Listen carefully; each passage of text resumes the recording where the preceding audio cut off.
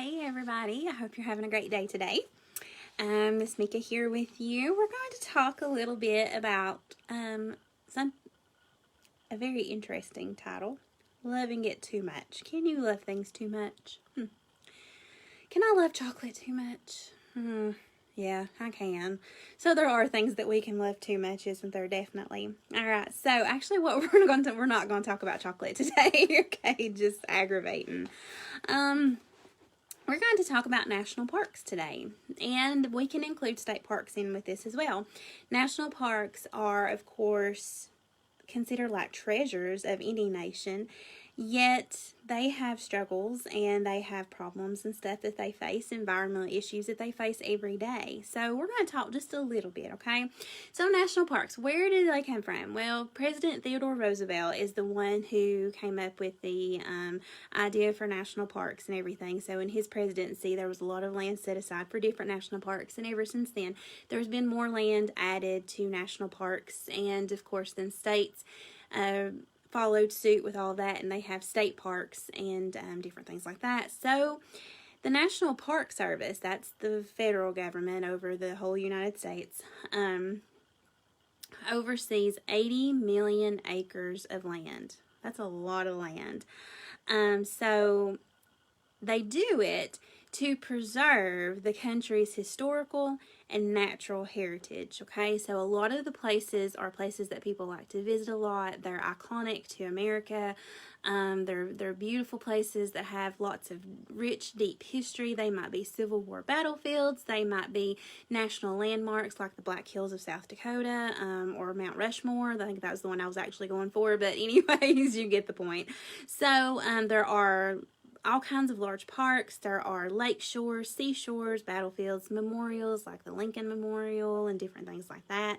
There's recreational areas. There's historic homes that are all part of this national park service, okay? So, according to the act that made the National Park Service, all areas in the national park system are to be managed to conserve the scenery and the natural and historic objects. So conserve. The word conserve means that we are trying to take care of this land or this landmark or this monument, okay?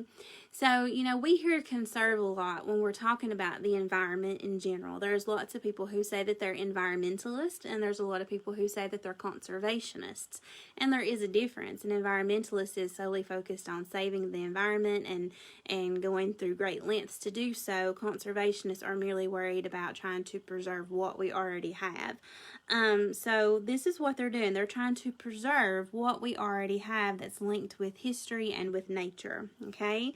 So they do this so that people can enjoy those objects in ways that will leave them unimpaired or untouched as much as possible for the enjoyment of future generations. So Theodore Roosevelt was president a long time ago. I can't remember off the top of my head. I'm wanting to think like in the 30s. So that's been nearly getting close to 100 years ago, and some of these parks have been around from that time, and they're still there, and it's still there for people to enjoy and to come and see and to look at nature's beauties, to look at historical significances and stuff. All right, so wilderness areas, we also have, not only do we have the national parks, but we also have wilderness areas. Those are federal lands that are specially designated by Congress, and they are different from national parks. They are not the same, okay? Although a national park may have a wilderness area, they are not exactly the same thing. Wilderness areas are governed by very strict guidelines, okay? And it prohibits usually road building. You can't drive your car through there. It also prohibits logging and hunting and fishing and mineral and oil exploration, which some of these things are allowable in national parks. You can go to a national park if you've got a license, and you can fish and different things. But in a wilderness area, these are completely protected, and none of that stuff is allowed within them, okay? So there's over 90 million acres of forested and unforested land that has been set aside. It's the area the size of Montana that has been set aside as wilderness areas. So about 50% of U.S. Park Service lands have been set aside as wilderness, and about 10% of the Bureau of Land Management lands have been set aside, and 24% of Fish and Wildlife Service lands, and about 15% of the U.S. Forest Service lands. Okay, so once Theodore Roosevelt made these national parks and everything, and he, created the I guess I'm losing. He, Congress, and he set forth and put this aside so that these national parks could be created. Okay, so if when he was president around in the 30s or whatever, after that came World War II, which of course we had just come out of the Great Depression, thrown into the throes of World War II, and so during World War II, a lot of people, even though people here may have stayed behind and not went to war. There was a lot of sacrifices made here in America during that time. A lot of people went without things. There was rationing and different things to help provide things that our troops needed to fight. So after World War II was over, there was lots of people who decided to go out and visit these national parks. Because, you think about it, you can go and visit a national park usually for free or super duper cheap. So if you just came out of the Depression and you were trying to rebuild life and you get thrown into World War II where you're having to ration and help send every little bit that you could to the troops and everything, you can imagine these people probably came out, a lot of them, and didn't have money to go on nice vacations and stuff. So they flocked to national parks for vacation and recreation purposes. So, and ever since then, people have visited national parks. And every year is a more increasing volume of visitors to these national parks and national landmarks and everything. And so because of that, because of all this tourism and all these visitors and stuff, of course you have little pop-up souvenir shops, and of course you have cities that want to build around those because they want to attract those visitors to come and visit them and do their shopping or other recreation. So with all of that development comes more pollution. Okay, so we talked Monday about pollution, about air pollution, water pollution, and land pollution. We know that air pollution travels, right? So if you have a city or a town that's built very close to this national park, of course that air pollution is going to travel into the national park and harm the animals and the birds, and the trees the trees do help clean the air and stuff, but they're working overtime. And then you think about all the litter that could wash down into the national park and kill the fish and all that. So it brings air and water pollution even to the remotest of parks. Okay, so there are some things that are being done at parks now to help solve these problems of pollution and to battle this pollution, because remember, these parks were created so that future generations could observe and enjoy these natural and historic objects unimpaired. So pollution would impair these national parks. So, what are some things that they can do? They can determine the carrying capacity for each park, and they can limit visitors to that number at any given time to help slow down on pollution, which of course, now we've got that in place, and it's not because of the pollution, it's because of the coronavirus.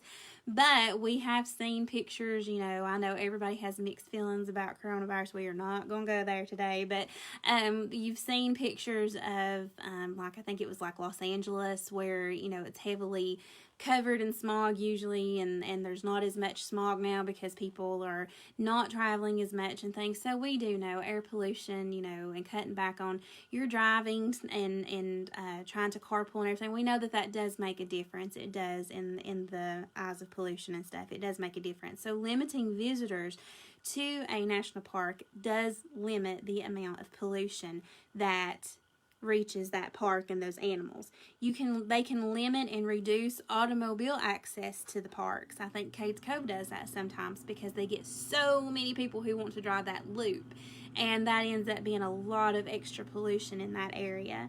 They could establish buses and trams instead of taking cars, a car load at a time, and have buses and trams that go through the park. I know they do that for the Firefly thing, which of course is canceled this year, but they do that. They take people in to view the live Firefly, the synchronous Firefly show. They take people in by buses and stuff to keep, I'm assuming, to keep some of that pollution down, which is probably more to not disturb the synchronous fireflies, but I'm sure cutting back on pollution has a lot to do with it. Some of them will close shops within the parks and are trying to move them outside of the park boundaries so that if people don't really want to go into the park and enjoy the things in the park, they can just stop at the souvenir shop and get the souvenirs and stuff that they want, because there's some people who just do that. And make sure that restaurants and gas stations are moved outside of the park as well to keep some of that extra traffic from being within the park. They may restrict the types of activities that people can do within a park, or restrict what they can do at certain times so that they can conserve the park's ecosystems. They may restrict the times of year that these things go on. Of course, increasing the Park Service's budget for science and conservation programs is always a good thing, because they're always doing experiments and they're always researching and trying to make sure that the animal and plant life within the Park Service, is healthy and thriving. And, of course, educating the public about the need to protect parks in the park system, and to increase the number of protected areas where people can't go in and hunt and fish and stuff. So, that's why they have signs up in the park that say, please, leave. And then there's even a program called Leave No Trace for Great Smoky Mountains National Park, where it's trying to educate the public that if you go into the national park, don't leave anything behind but your footprints. Don't leave any litter behind. Don't disturb any of the wildlife or the plant life. Don't pick flowers. Don't even take rocks out, So we need to be mindful of that, because this is to preserve it so that it can last through generations and generations. So, speaking of the Great Smoky Mountains National Park, that is the national park that we have right here in our back door, the Great Smoky Mountains National Park. We also have a state forest, the Martha Sundquist State Forest, which is up in the Gulf in Del Rio. That, of course, is managed by the state. Great Smoky Mountains National Park is managed by the federal government, the Federal Park Service. So, I Googled it, there are about 11 million visitors yearly to the Great Smoky Mountains National Park. That is a ton of people. So that is people all over the world. That is people who are not even, people within the United States and people from all over the world that are coming to our little park to visit. So, two of the things that make the Great Smoky Mountains so unique is that it is the highest mountain range east of the Black Hills in South Dakota. And because we have such luxuriant plant life, we have plants here that are found only here and nowhere else in the world. We have, the one that I can think of off the top of my head is Rugel's ragwort. That is a flower that is only found in the Great Smoky Mountains National Park. That is it, nowhere else in the world. We also have the Table Mountain Pine that is only found in this area. Nowhere else in the world is this pine tree found, but in this area. So if that's not enough to protect our lands, I don't know what is, because that is pretty stinking cool, isn't it? And then, another fact about the Table Mountain Pine is that their pine cones, when they fall, they don't open up like normal pine cones do. They have to wait till they're on fire to open up and release the seeds so that they can germinate and grow another tree. So that is pretty cool, isn't it? And that is stuff that's found right within our area. And we know that the Great Smoky Mountains National Park, of course, is rich in history. Lots of different, you can go through Cades Cove and see all of the old houses and listen about lives of the settlers back then and stuff. It's all just really cool stuff. So that's, something we have right here that people love to come visit. There's all kinds of waterfalls you can hike to, hiking trails. But when you think about 11 million people coming through this national park, that is a lot of traffic. So that is a lot of pollution that we need to try to combat. Okay, so just be mindful when you make a visit to the national park. Just be mindful, not to leave your litter behind. Carpool if you can. Just make as few trips as you can. Just try to do the things that you can to help save the environment, because we do need to protect these areas that we have so that our children and our grandchildren and our great-grandchildren can enjoy this. So I just want to read to you real quick about Problems in Paradise. This is just a little one-page thing here that I have in my book that I was using. So our nation's crown jewels. That's how some people describe a national park. Unfortunately, our parks face some big problems. Many people feel that if we don't take steps soon, our parks could suffer. So more than 250 million visitors spent time in historic homes and forts and recreation areas and seashores and memorials and all the parks that make up our national park system. And that's about, that number has skyrocketed. So park visitation continues to rise as people continue to utilize and visit these places. Cars, campers, motorhomes, they jam these most of the popular parks for fishing and camping and relaxation and hiking and all these things. Hikers, they crowd trails. You go to some of the trails with the waterfalls and stuff, and you can't even walk up without passing a ton of people coming down. So it's all these people who are out exercising and enjoying nature. So visitors, a lot of times when they go in, they don't think about we should stay on the trails that are marked for us, because visitors can destroy the trailside vegetation in many areas. A lot of them vandalize. They spray paint. They carve their names in trees, and that's not good for the trees, okay? That really harms the trees. People will steal artifacts that are found there. They may dig up plants and try to take them home. Others, get rocks and stuff, and they may try to sell them to collectors. So vandals will even use park-protected items for target practice. So accommodating so many people puts additional pressure on the park. For example, more roads have been built to handle the increased traffic. New campgrounds have been built, and existing ones have been expanded to help accommodate all these people who want to come camping. More concessions and snack bars and hotels and souvenir shops have been built in many parks or just right outside the parks. So all of this development means less habitat for plants and animals that live in the parks. So aside from the problems being caused by increasing numbers of park visitors, other problems are caused by activities outside the park boundaries. As the population increases, civilization creeps closer and closer and closer to the park boundaries. Wild animals whose natural ranges extend way beyond park boundaries, they don't just stay in the park, they travel everywhere. They are being squeezed together for living space as people develop land right outside the parks. And so then resource extraction and management activities have brought pollutants into the parks as well. So air pollution is a problem in Acadia National Park in Maine and in Shenandoah National Park in Virginia. Copper smelters near Glacier National Park in Montana have caused fluoride contamination in some parts of the park. Extensive development in Florida has drained and diverted or polluted the water necessary for the survival of plants and animals in the Everglades National Park. And so a lot of the wading birds that nested in the Everglades have disappeared.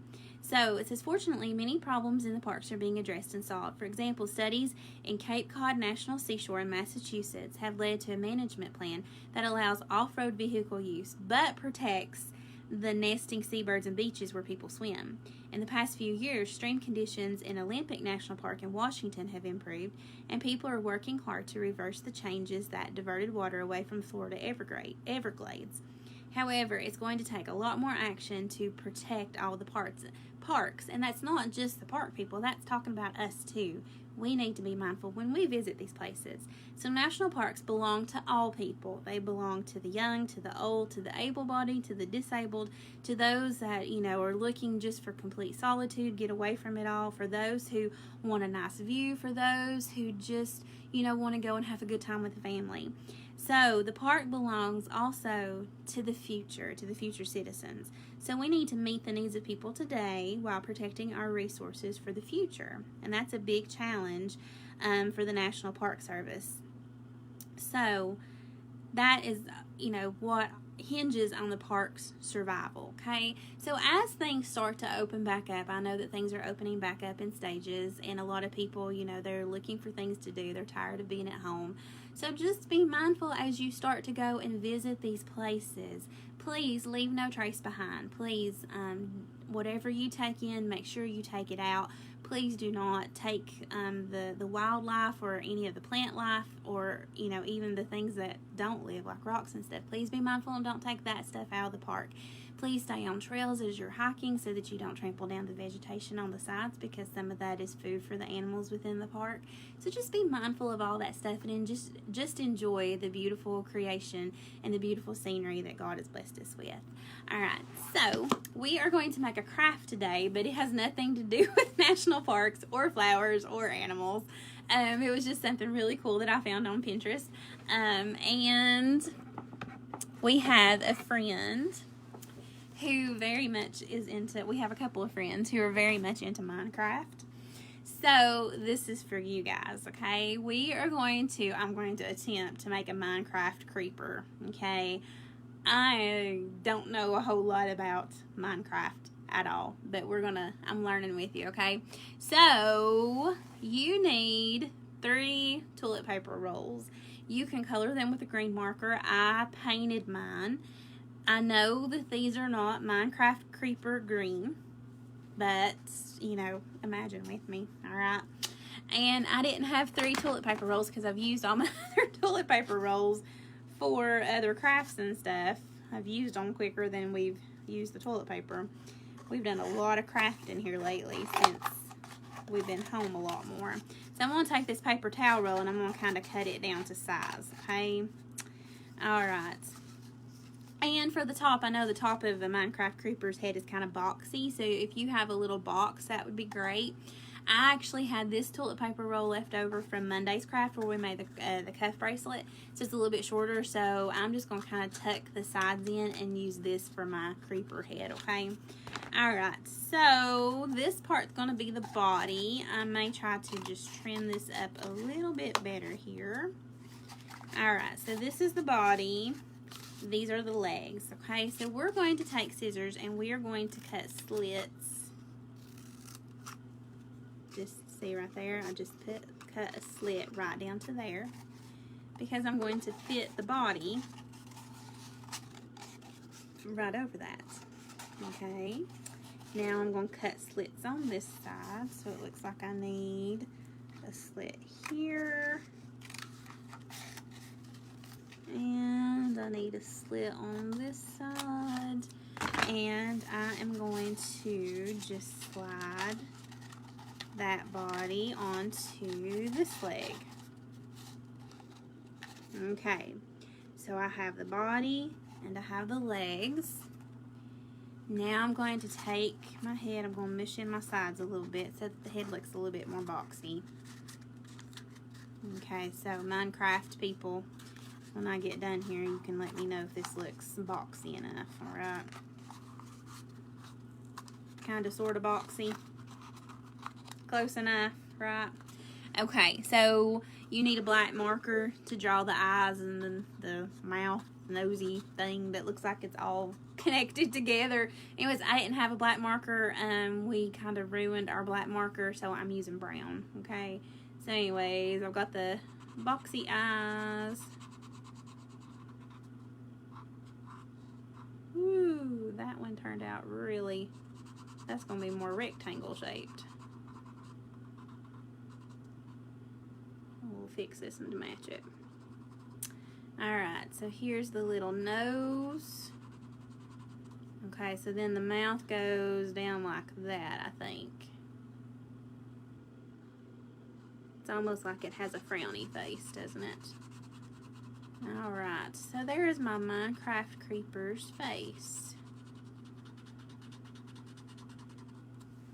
And this is the only character, or whatever you want to call it, on Minecraft that I know anything about. So I'm going to take some hot glue. And I'm going to just put glue all down the bottom. I'm going to stick it on top of the body there. Okay, this is like a super tall and skinny one, isn't it? I should have cut down the body just a little bit, but that's okay. And so then, I know it's like pixelated or whatever, and so there's boxes on it that are different colors, like different shades of green, and of course the black and stuff. So I would probably just go in and draw me some squares and color them in.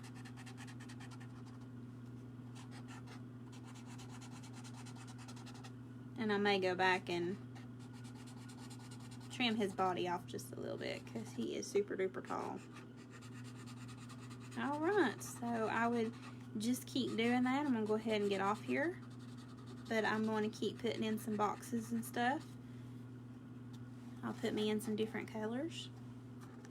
And there is my cool Minecraft creeper that somebody can play with. Not me, but anyways. Alright guys, well Miss Greta will be on tomorrow. And I will see you guys on Friday. I hope you have a great night tonight. Stay safe, stay well, and we'll talk to you later. Bye.